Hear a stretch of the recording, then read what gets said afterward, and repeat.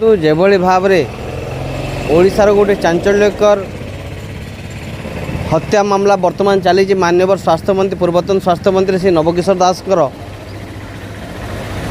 एवं ताहा वर्तमान पर्यंत से हत्यार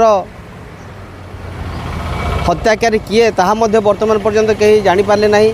एवं क्राइम ब्रांच विगत 2000 जेते दिन हत्या है वर्तमान पर्यंत खाली क्राइम ब्रांच तदंत करुँच पूर्वर सरकार मध्य से जो क्राइम ब्रांच आते से मध्य तदंत करी गले आउ एवं सरकार वर्तमान परिवर्तन हैला परे मध्य से क्राइम ब्रांच तदंत करुँच आज्ञा यही सरकार जिते भारतीय जनता पार्टी जितेबाला से सरकार जिते से विरोधी रे थिले सेतेबाला से बारंबार बाहास्फोट मारुले आमे माननीय पूर्वतन स्वास्थ्य मंत्री हत्याकारी को धरबू एवं आमे क्राइम ब्रांच रो तदंत आमे माने संतुष्ट नुह से माने बारंबार सीबीआई तदंत दाबी बोली करिए बोली बारंबार कहते किंतु वर्तमान जिते सरकार आसिले सरकार आसला पर से सीबीआई तदंत जिते सीबीआई जिते पूर्वतन विधायिका जिते बापार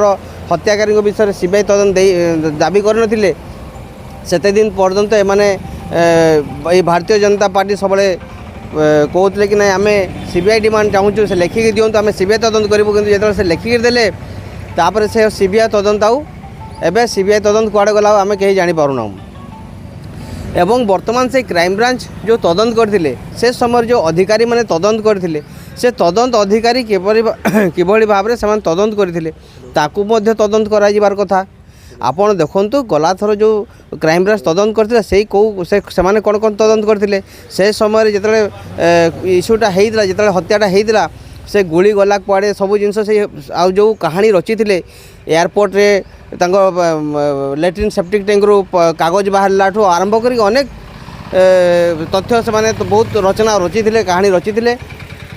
एवं ताहा वर्तमान पर्यंत वर्तमान मध्य जो सरकार वर्तमान सरकार जी अच्छा मोहन सरकार आमर से मध्य वर्तमान पर्यंत खाली क्राइम ब्रांच रो खाली तदंत खाली करूँच आमे देखा चाहूँ कि क्राइम ब्रांच से केते संतुष्ट एवं ओडिशावासी केते संतुष्ट हे जो यार पूरा पूरी सत्यता आसीज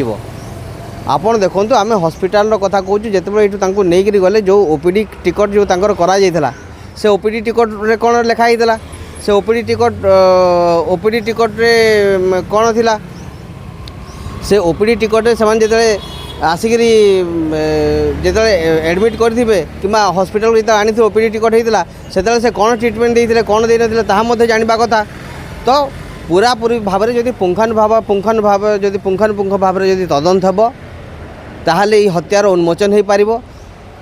यह राज्य सरकार एक उपलब्धि हेब नचेत साधारण लोक जदि आपण गोटे मान्यवर पूर्वतन स्वास्थ्य मंत्री गोटे कैबिनेट मिनिस्टर को जदि